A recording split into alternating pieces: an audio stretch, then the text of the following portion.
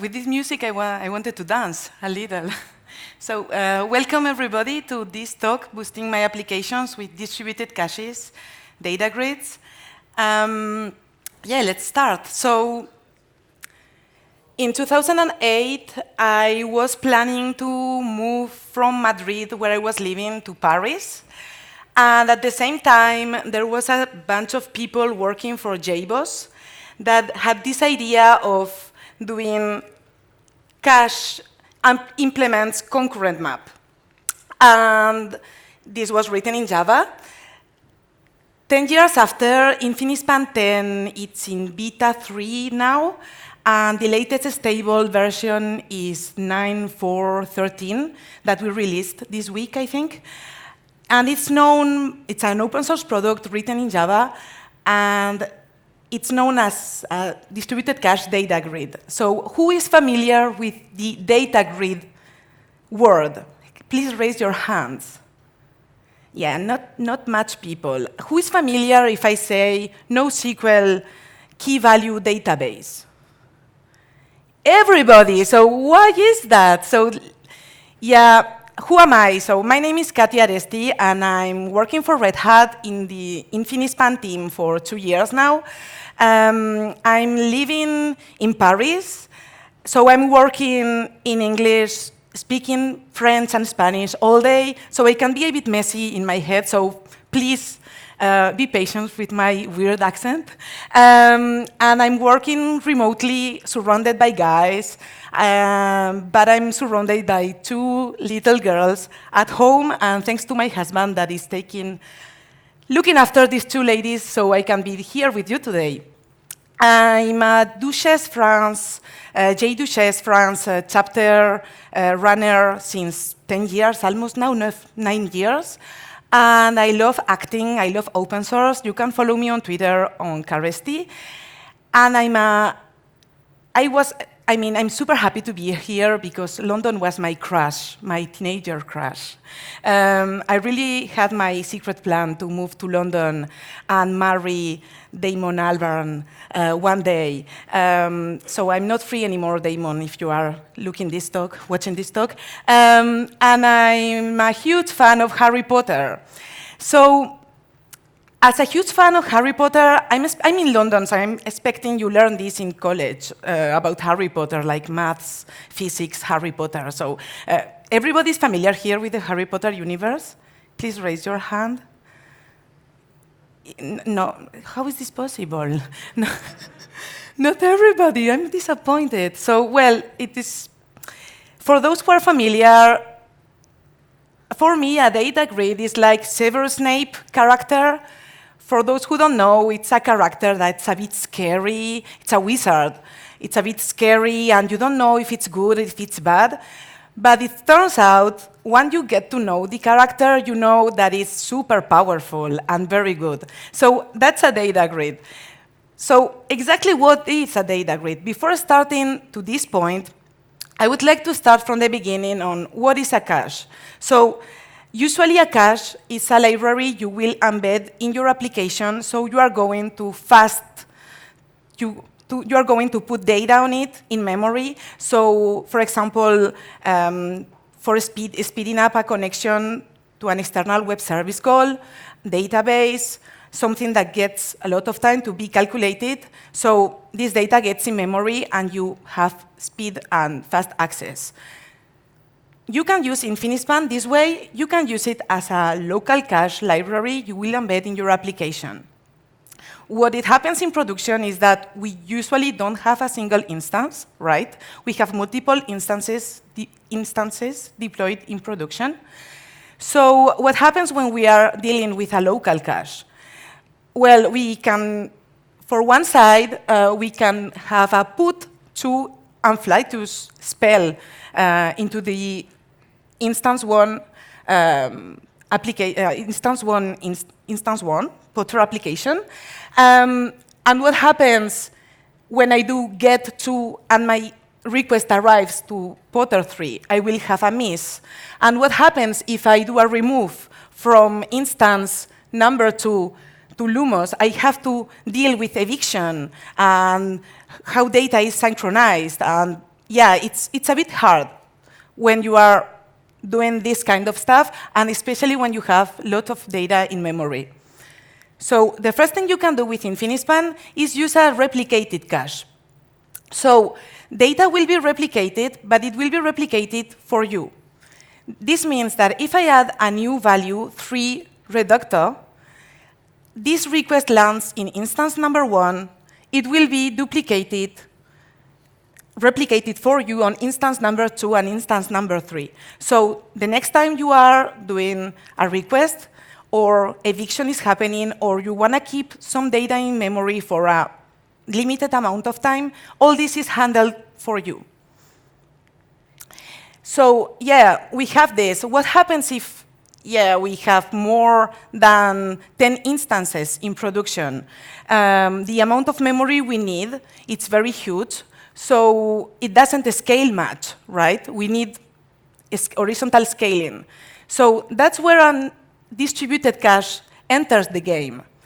We will, for example, have this scenario where I have my 3 instances. Each instance will be the owner of one of the keys, so instance 1, key 1, instance 2, key 2, instance 3, key 3. And when I come to do a get 3, even if it lands on instance number 1 will say, hey, OK, I'm not the owner of the key 3, but I know who is. So it will ask the proper Infinispan node, and the value will be found. And this scales a lot. This really scales and outperforms on scaling and having a lot of data. But what happens, for example, if I lose Potter 3? Potentially, I will lose my value 3, so when I do get 3 on Potter 1 instance, I will get a null. Maybe this is not a big deal. It's just that for an amount of time, your application will be slower or this value won't be available. But what if it is data that has to live for a limited amount of time? For example, my shopping cart.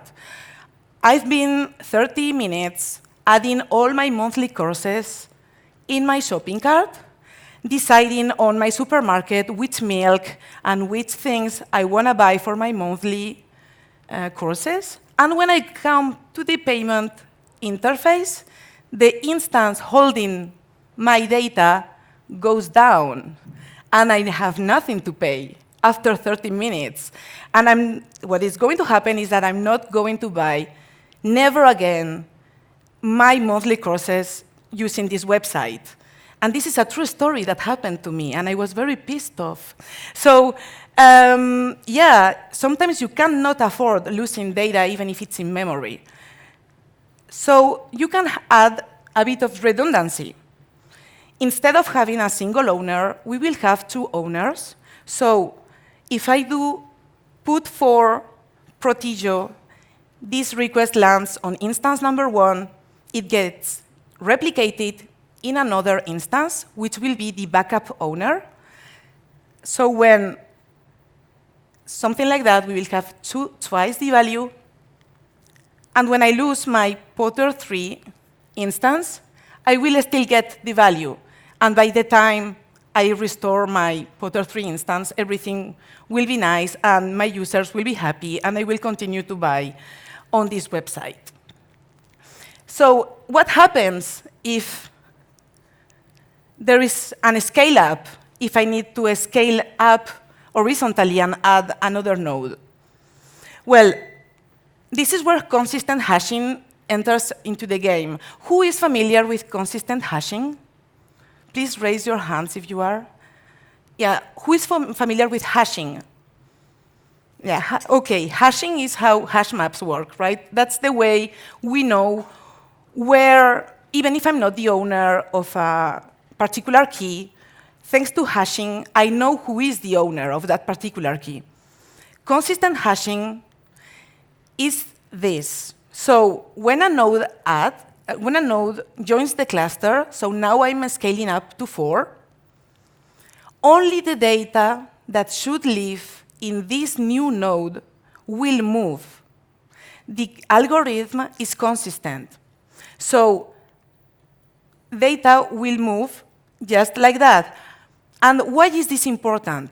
Well, if the hashing algorithm is not consistent, when we add a node or we remove nodes, the topology is changing, so all the data has to be reshuffled.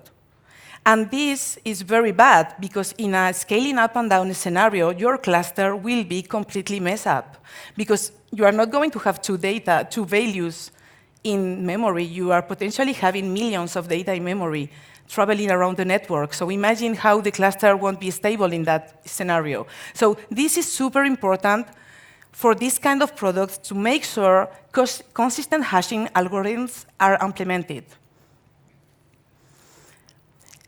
And what happens if there is a partition?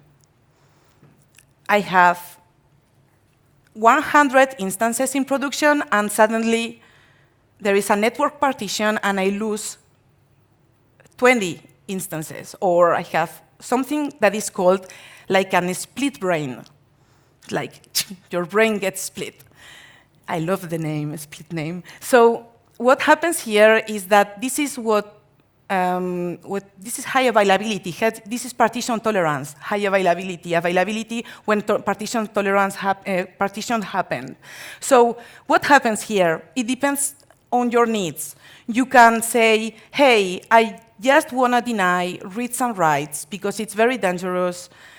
So by the time the cluster gets back together, then things will be continue. Well, I will allow reads and writes at that time, but you can say also it's not a big deal if I have a partition of 10 nodes from one side and 90 nodes from the other side. I won't still let reads and write happens on the majority partition. So still things will be working by the time the other 10 nodes come back to the cluster.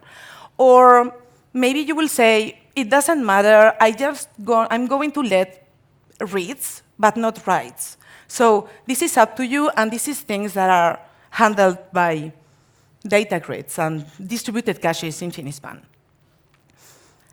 I'm going to drink a bit of water.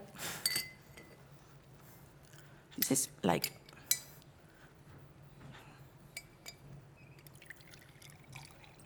Oh, I'm losing you, sorry. So, what underneath Infinispan, there is JGroups, which is a library for reliable TCP communication.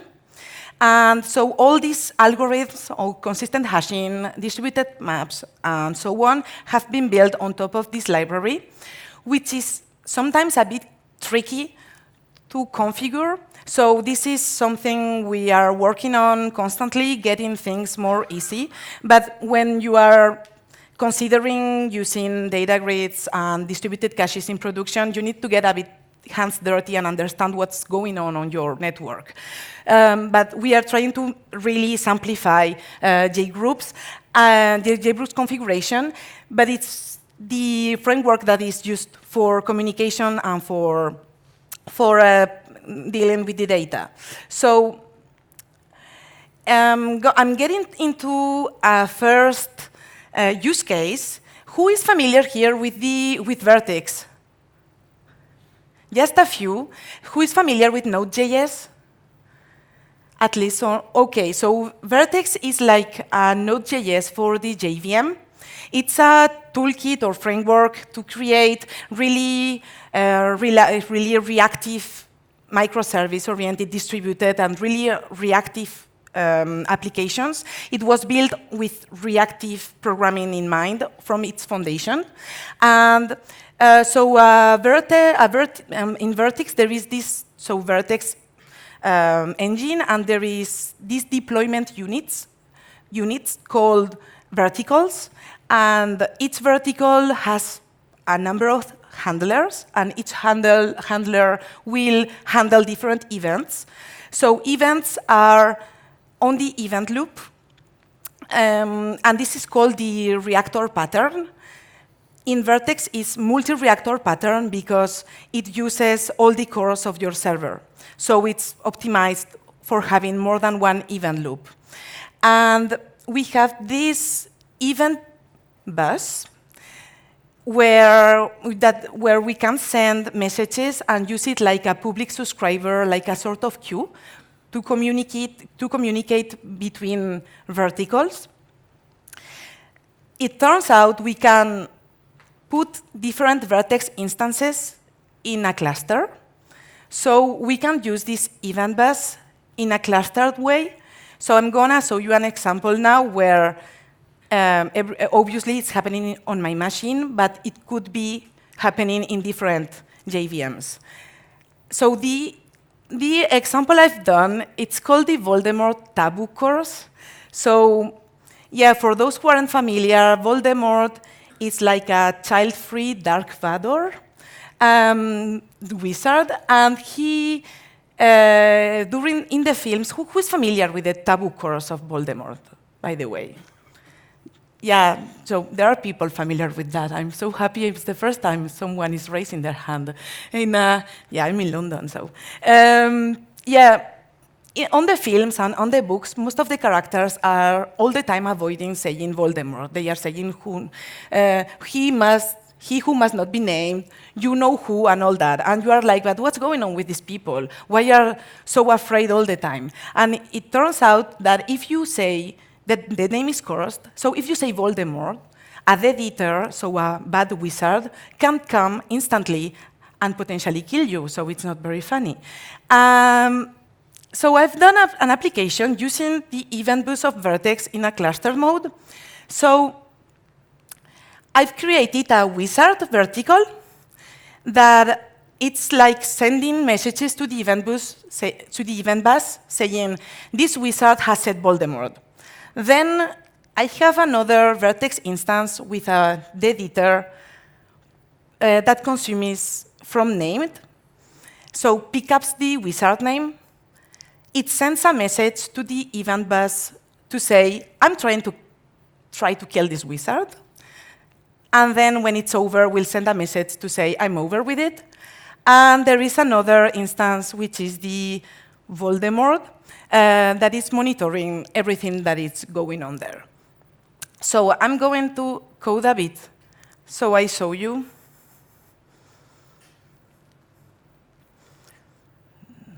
Yeah, here.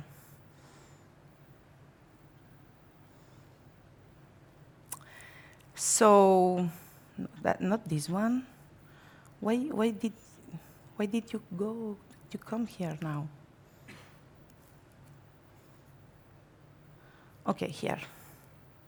So the wizard, so this is, yeah, this clustering is working underneath because each Vert.x instance is an Infinispan instance. So clustering is working because it's using distributed caches underneath.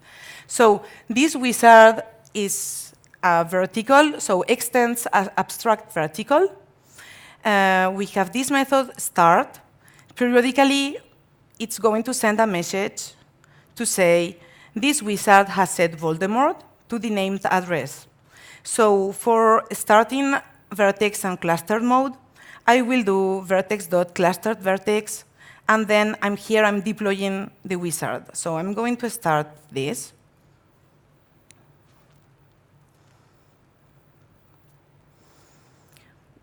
Then there is the editor. So it's starting and it's sending messages like Hermione has said Voldemort, well, and so on. So after I have this editor, again, abstract vertical, a Vert.x instance and cluster mode. What it does is consume messages from the named address, pick up the wizard name, and try to cast the wizard. So casting the wizard is, if I'm not already casting a wizard, I'm starting, I send a message to the event bus to say, hey, I'm starting to cast this wizard. After 3 seconds, I send another message to say, I'm over it. So that's all it does. So I'm starting here. the editor, which is there. Cast started, cast over. And the Dark Lord, it's consuming from the Adabacadabra address and just logging what's going on, nothing else. So yeah, it's starting. One is back from casting Ron Weasley, one is casting Neville, and so on. It's trying, so dark wizards are trying to kill good wizards. So if I want to scale up this and have a second editor, they will split, consuming messages from the queue. But when I come here to the Dark Lord, I'm starting to get these alerts because when one here started to cast Neville, and the other number 2 came back, and it started to cast Neville, but number 1 didn't come back. This means that the two editors are at the same time trying to kill a wizard, which is a bit dangerous because they can kill each other. And the Dark Lord doesn't want that. So I'm going to do some code to try to synchronize this. And because I'm the most, because I'm the real, here, I'm the real killer here. I'm killing 4 of them. So coming back here, so what I'm going to synchronize here is this code. So if I'm not casting a wizard, what I'm doing is, with the Vert.x, get shared data, and I'm going to pick up a lock. This is a synchronous result. So if the asynchronous result succeeds, I'm doing something else. I'm logging an error. So if I'm good, I get the result, which is a lock I acquired. I want to call it lock instead. And I'm going to do this code here. And so I'm going to release the code here. And now I'm going to relaunch everything. So wizard 1, it's starting. The Dark Lord, oh, sorry, no. Dark Lord is watching, wizard, it's starting to log, and I'm launching the editor 1 and the editor 2. And when I look here, yeah, you see messages. Well, we can wait long enough, but things are getting synchronized between both the editors. So yeah, that's my demo. And I'm killing everybody again and coming back here.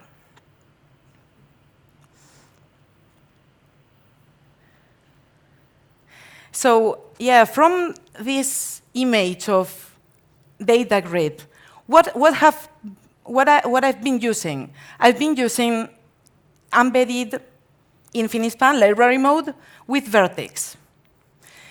And what's the point of all this? All right, you are maybe asking yourselves, yeah, I learned about the Voldemort taboo course and all that, but what's the point of this demo, right? So the first point is very serious, because there is life beyond a Spring Boot reactor to create reactive applications. You can use, I mean, don't get me wrong, a Spring Boot is a super tool, and I love it, and I'm part of the team in Infinispan that is in charge of the integration between Spring Boot, Spring, and Infinispan. I'm the main maintainer of that. But when it comes to reactive applications, there are other tools and other programming models, other kind of toolkit, and Vert.x is a very good choice for the JVM. I invite you to grab a look and make up your minds. The second is that the code you've seen is Vert.x.shareData get log, where I acquire a log and I release this log. This is Vert.x API. Underneath, what it's using is a clustered log. A clustered log is a library that is built on top of distributed caches, where it is like an asynchronous, non-blocking log that the interface is very similar to the JVM, JDK rentrant logs, but it's used for synchronizing work between Infinispan instances and not between threads. Well, my point here is that I've built this use case that is a bit like a crazy thing, this clustered log, using mostly public APIs. The potential and the libraries that we have built using distributed caches are very powerful because distributed caches are a very, very powerful tool. So it can really help you build great applications and respond to the very most crazy use cases you might be facing. And the third one is that when you're embedding data this way, having data and millions of data caches inside your application is not stateless anymore. It is stateful. And this seems like wrong these days because everybody is saying, we need to do stateless applications, right? So this is wrong. But it's not wrong, it's just maybe you need this. Maybe you need to build this kind of application, and it's totally fine.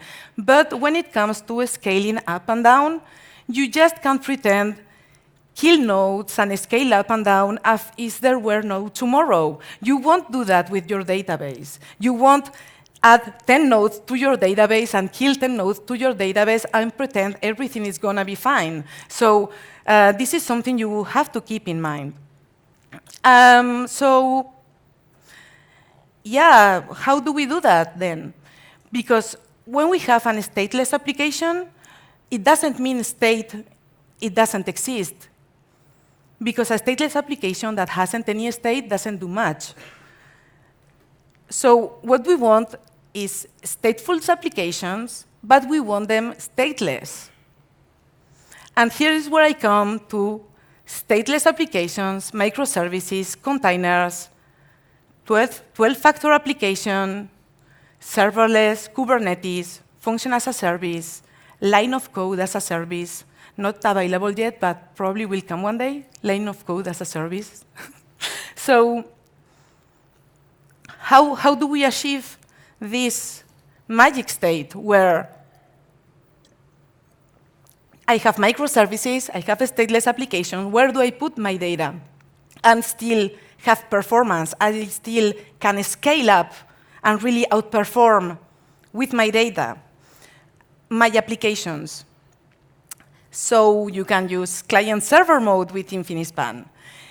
All I've explained about distributed caches and different libraries we have built on top of distributed caches, executing data, doing analytics, and a bunch of things can be done on client-server mode. So from one side, you will have an Infinispan cluster that you will scale up and down and treat it like something that is stateful because there is data there. So you will handle this way. And from the other side, you will have your microservices that you will be coding them in Java, in C#, in JavaScript, because we have clients for almost every language. No, not almost every language, but the most common ones, at least. And you will connect on client-server mode. So you will be able to scale up and down your applications from one side and have your memory from the other side. So scaling CPU from one side and memory from the other side. When it comes to microservices, what it happens is that there is latency that is added when we are calling one one microservice that calls another one, that calls another one. So one use case that can be interesting is, for example, having my microservice to data in memory with just a distributed cache with one owner, so we can speed up.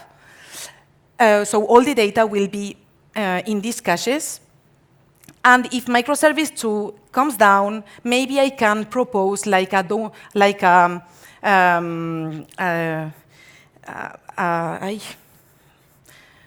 degraded mode, like a degraded mode where, well, maybe microservice 2, instead of just not working, it will be using cached data, old data maybe, but it will be still working. So you can put these kind of scenarios when it comes to training microservices.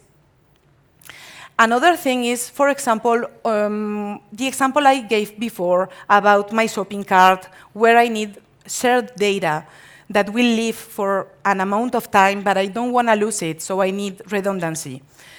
In this case, for example, we can even have this kind of stuff where I have 2 data centers. One data center is handling young wizards. The other data center is handling old wizards. And each data center is the backup of the other. So in case of catastrophe, if I lose data center number 1, I can redirect all the requests to the data center number 2 by the time data center 1 comes up to life again. And I will continue to have my users happy because I won't lose this data. So how does this replication work across data centers? With cross-site replication. This is done thanks to JGroups that has a protocol called Relay 2. So you can imagine having different data centers with different, even different topologies of Infinispan clusters, and the data will be replicated, so in case of catastrophe, you have your data still there. So which JVM framework should I use today for having really serverless, function as a service, containers, really containers or cloud native applications? Do I use even JVM at all? Because, yeah, the JVM takes a lot of memory. The JVM takes a lot of time much time than than others to start. And concerning memory, because there is, even with Java 9 modules, it is still quite heavy, right?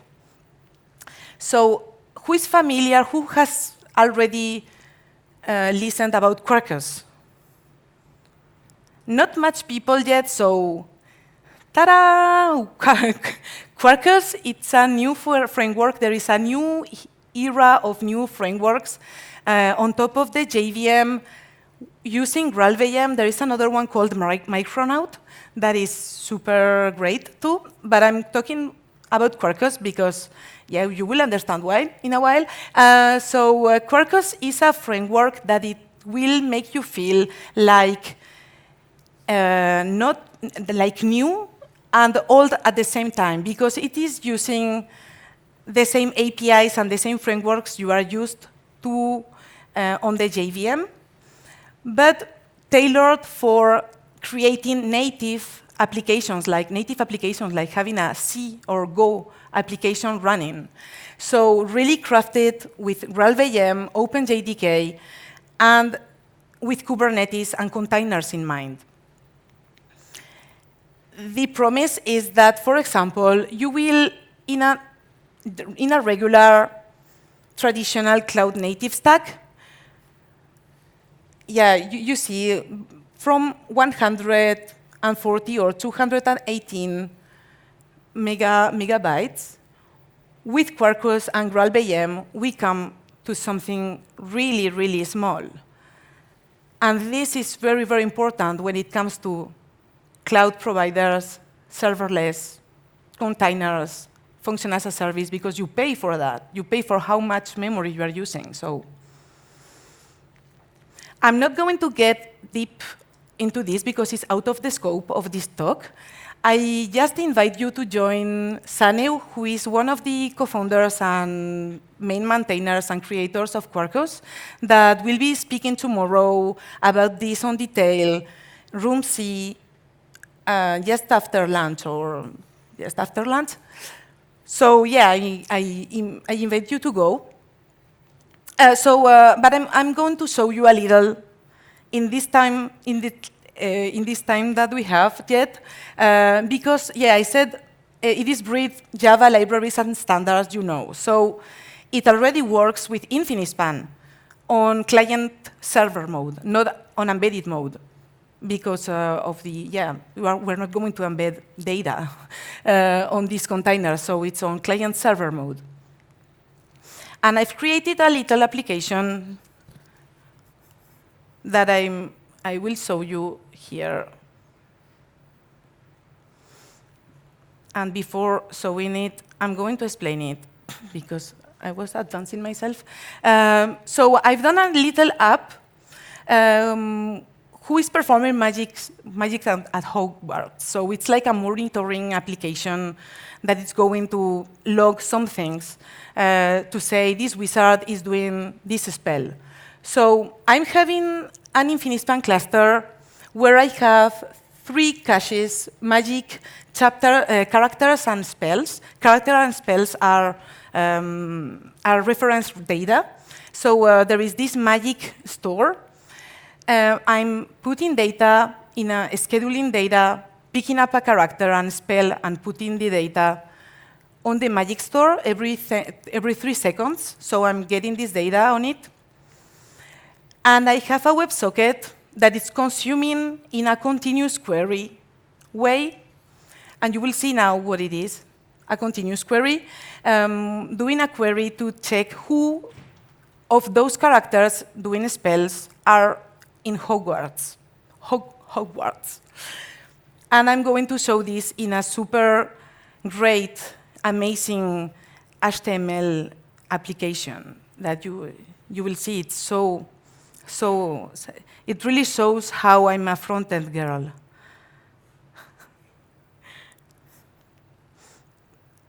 Yeah, so first thing up here, no,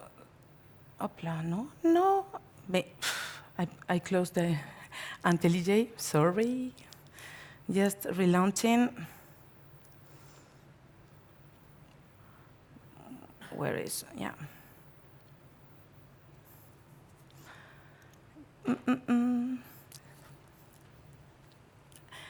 Are you with me still?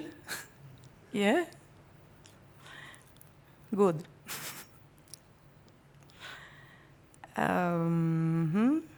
I just closed it without paying attention. La la la. So, so view, enter presentation mode. And now I'm not doing the same thing as I did just before. Here. So, oh.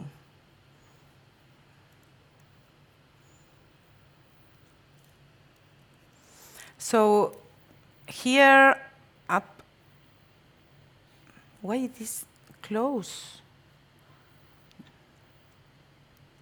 Go, okay. So I'm here. Huh?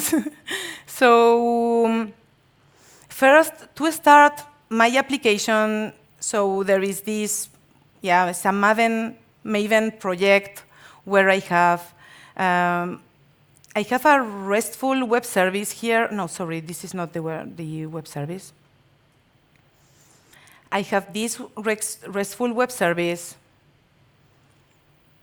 and I have this WebSocket here. And I'm just going to start the application, Maven package, Quarkus on development mode. So this is starting.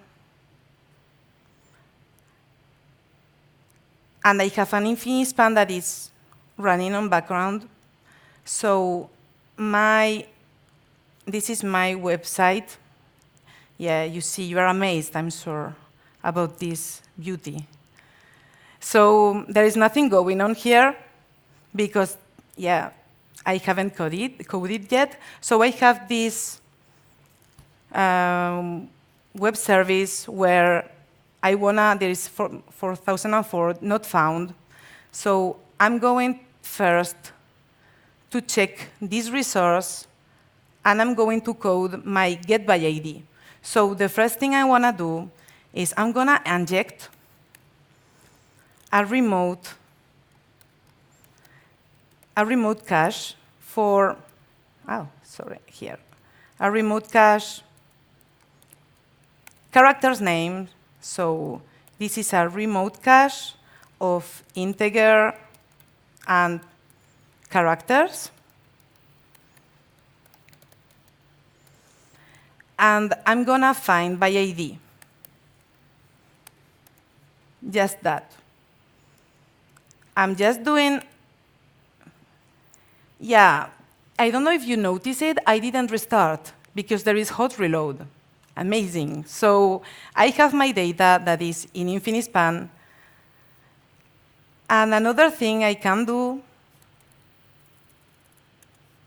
is, for example, I'm going to do a query, a full text query. So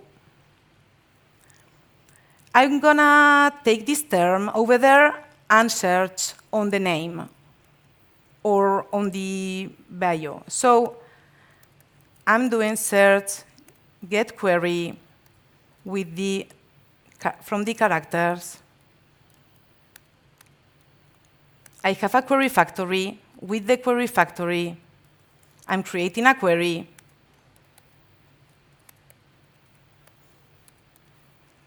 Having my full text search. Having name like my full text search. So I have this query here, and then I'm going to query like that. So I'm performing a full text search over my cache data, my cache value. So coming to what I said, continuous query. Here. I want to query continuously because that's full text search. So as I said, so this is, just to finish with this part, this is REST easy known, and this works on native mode. So coming to the WebSocket, then I have this magic store, and when I look here, I see magic is happening. So there is a scheduler that is putting data in the magic store, and I want to query it in continuous. So this is the message you see now on the interface. Nobody executed nothing. So now I'm going to query this magic store over here. So I'm going to create a query using search get continuous query from the magic store. So get query factory, sorry. With my query factory, as I did before, with ASP.magic class, having Howard's true, because so characters in Howard's are those that have this value to true. And I build. This is my query. I'm creating a continuous query from the magic store. I'm doing a link between this continuous query, so between the query and the continuous query listener. And this listener, what it does is receiving a value each time a new value it's in the cache. So instead of doing this here, I'm going to do it over there, and I'm going to pick up the value there. So value caster value spell. So I'm creating a query, and I link in the query with the listener, and then I'm sending the data, pushing the data to the WebSocket over there. So when I do F over here, at a point, I should start getting, what are you doing, cancel? Yeah, I'm getting only characters that are in Hogwarts, so students and teachers. So yeah, I don't have much time. Why, just very fast, very fast here. What I have here, clear. So, up. So here I'm starting. Here I'm starting an Infinispan on a Docker, an Infinispan server on a Docker container from one side, so it's starting, and this can be deployed with Kubernetes and the operators and all the new stuff, Kubernetes Openshift. You can have your cluster over there. And from the other side, here, I'm starting a native application. And then, no, I'm sorry, not this one. Here.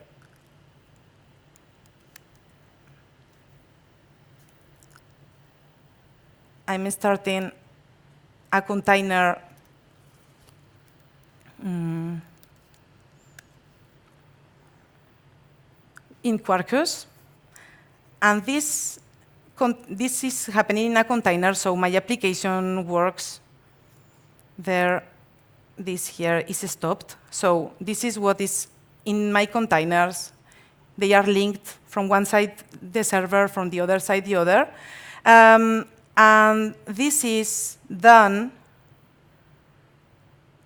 with a Docker file here that has been created that is using a native application. So here, executables.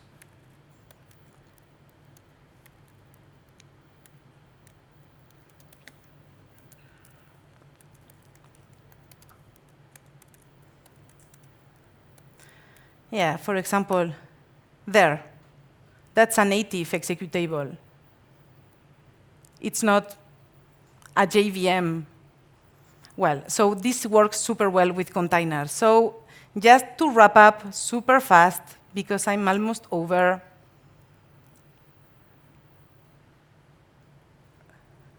So with what I've been using here is Quarkus. It's a bit hard to explain everything, so go to Sunny's talk. Quarkus with native, with a hot rod client, and how we can use with the containers and Kubernetes and so on. So concluding, JPA, CDA, JCache, that's implemented and used with Infinispan. You can do and use transactions in memory with Infinispan, distributed caches and transactionals. Data can be persisted. And on Infinispan 10, we are actively working to make things look like a database more than ever. Full text search, I've saw it with the hot rod client. Second level cache, Hibernate, Spring Boot, cache, session, different annotations, Keycloak, Wildfly, Apache Camel, Spark, Kafka, and Vert.x and Quarkus, as I showed you. This is one of many frameworks and integrations we can use with Infinispan. So that's a data grid.